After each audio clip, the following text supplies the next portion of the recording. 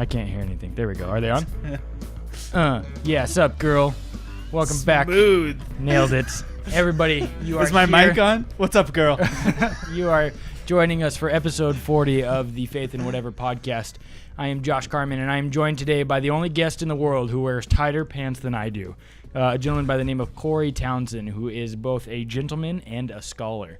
So this week we are continuing on with our gratitude series through the month of November, and what's been exciting about this is if you've been following at any point in time through the last couple of weeks is you'll know that we've talked about how to be thankful or practice giving thanks, having gratitude in the midst of a difficult season.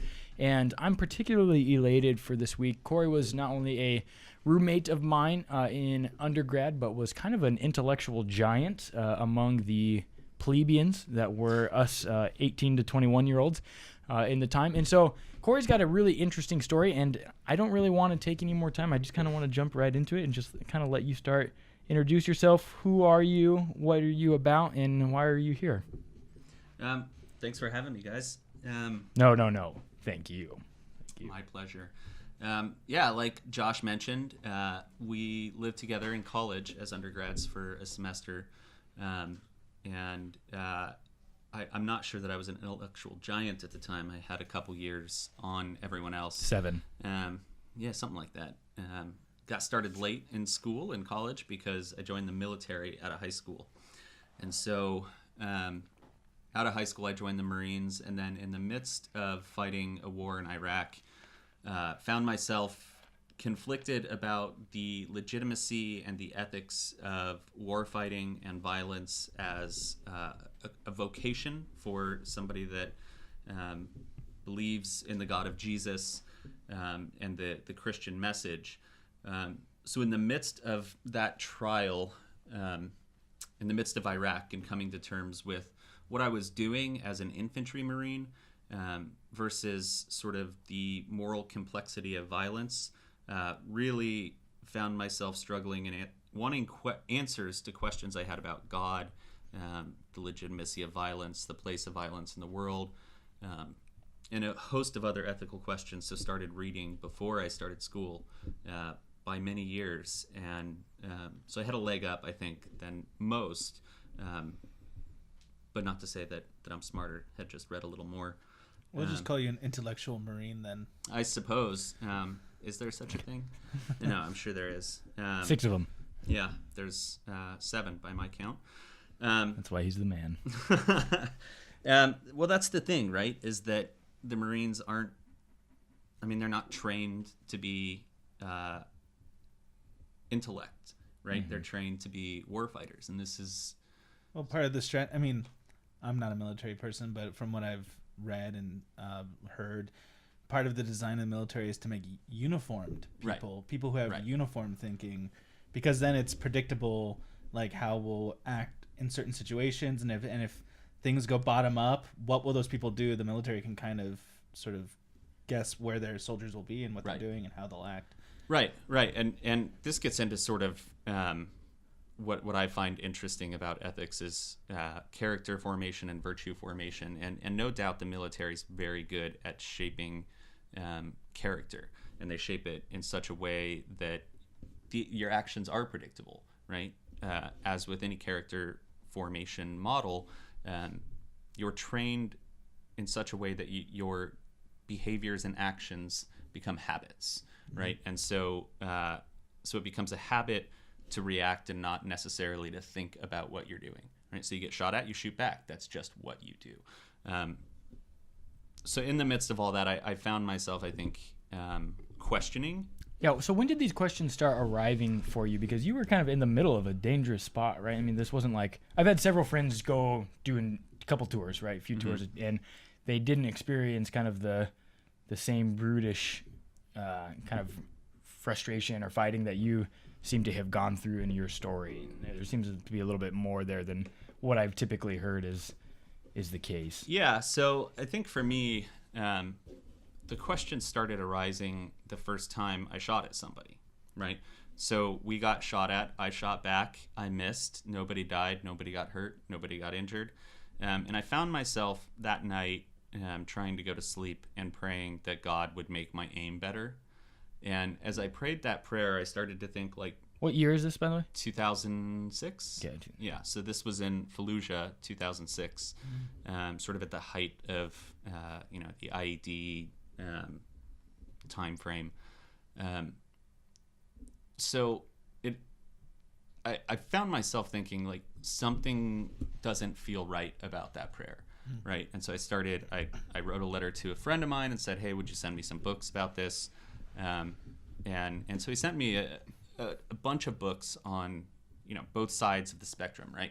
On the argument for just war, the argument against war, arguments for pacifism, different types of pacifism, right? So I read all these books within, I think he sent me like 6 books, and I read them all within probably a month. And I had I'd never been a reader before that at all. Never had sort of intellectual curiosity, never was interested in learning or continuing education or continuing learning, anything like that. And that really struck a chord and marks sort of a turning point where I started to see behind the things that are driving the violence and come to a place where I don't think violence is right.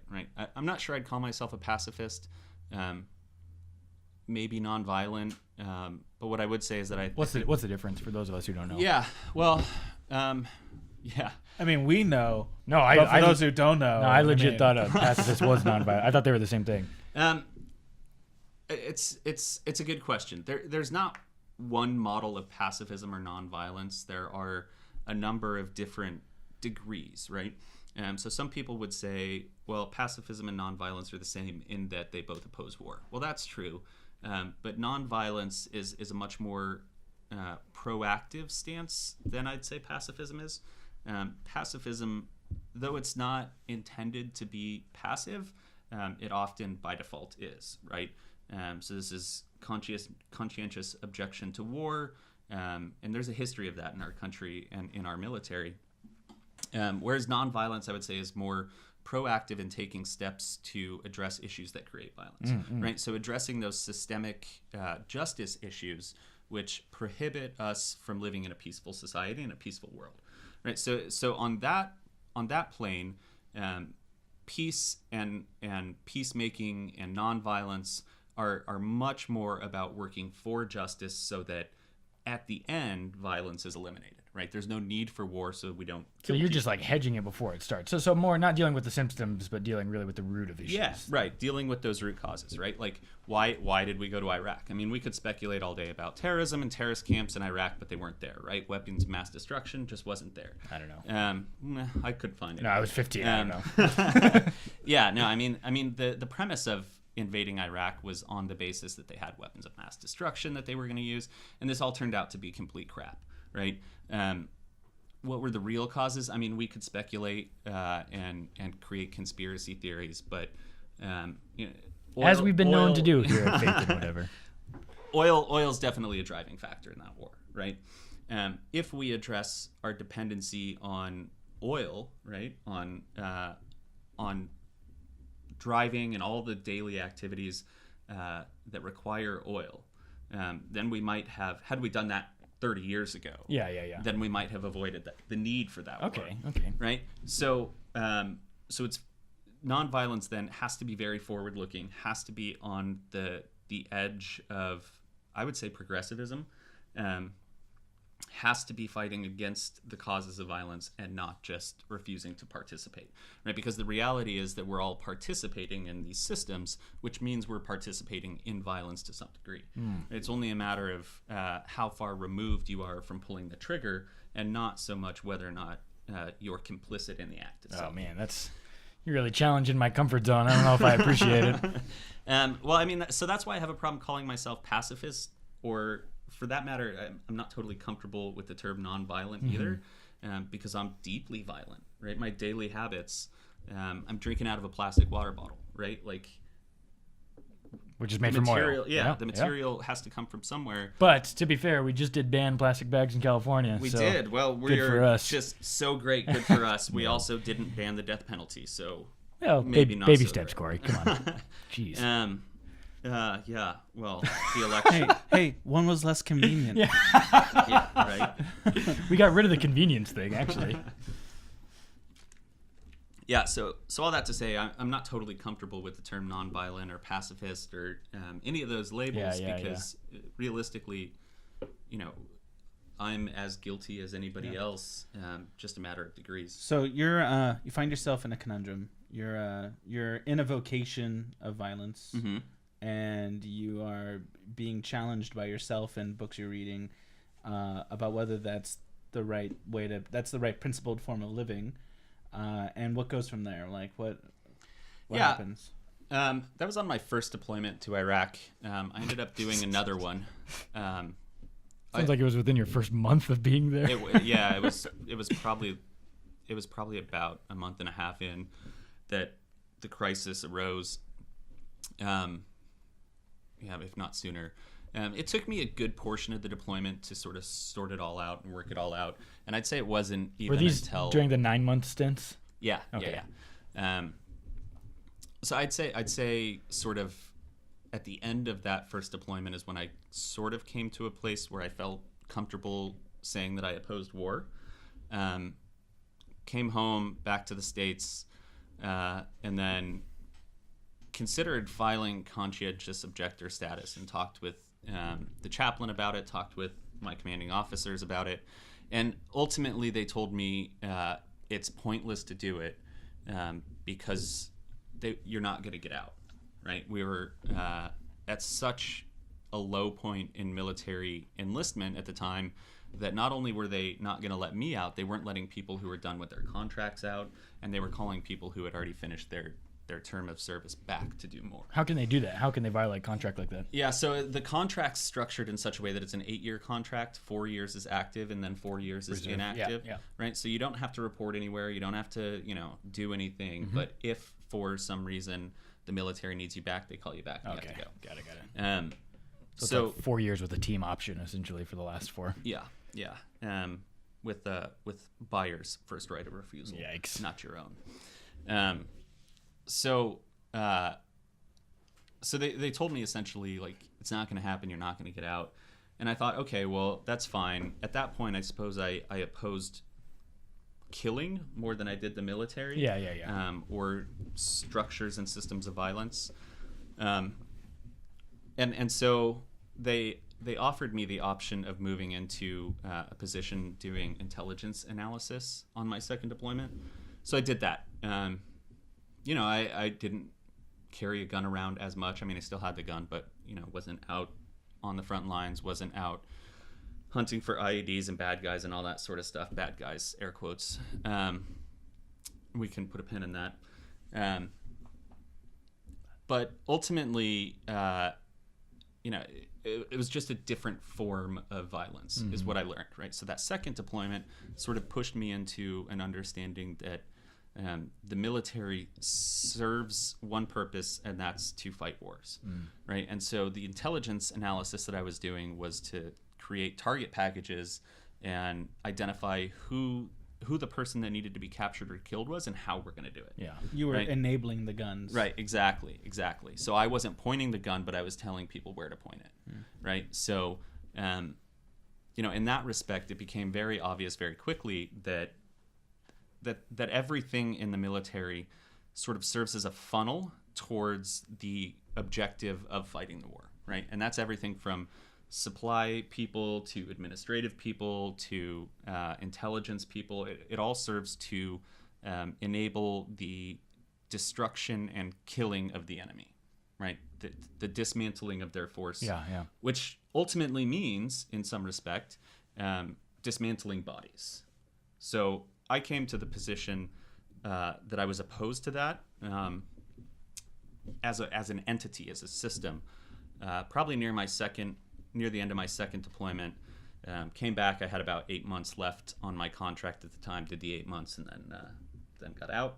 Went to college, done grad school, and I've just been bumming around ski lodges ever since.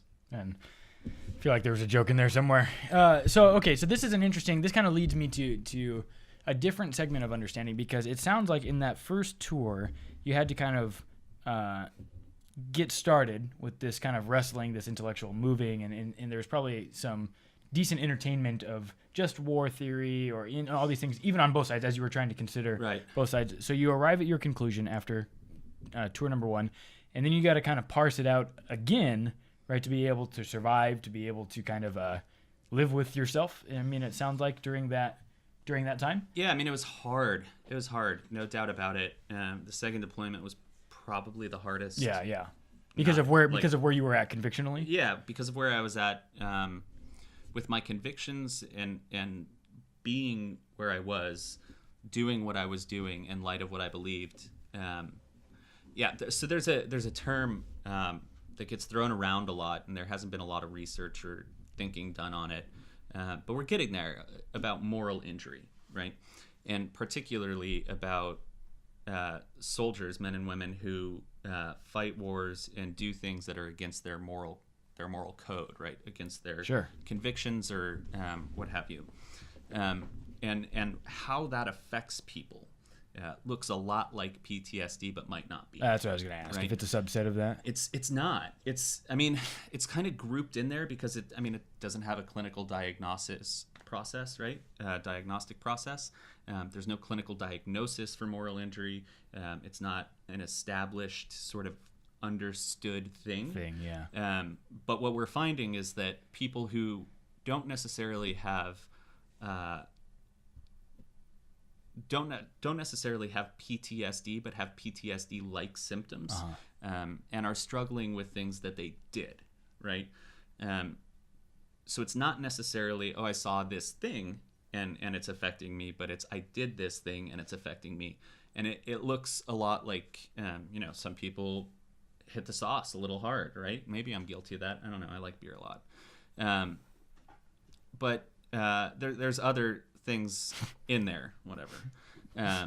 Right? So it might be something different than PTSD, but looks a lot like it.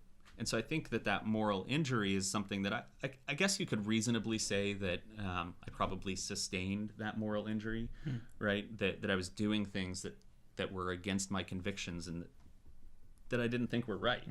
And 8 months of that continuously. Yeah. Right? Like you woke up each day to violate your own moral code. Yeah. I mean, and it's, 12-hour shifts. So it was the only thing. I would do that, and then I would go eat, and then I'd go to sleep. So every waking minute was violating what I believed to be good and true and virtuous.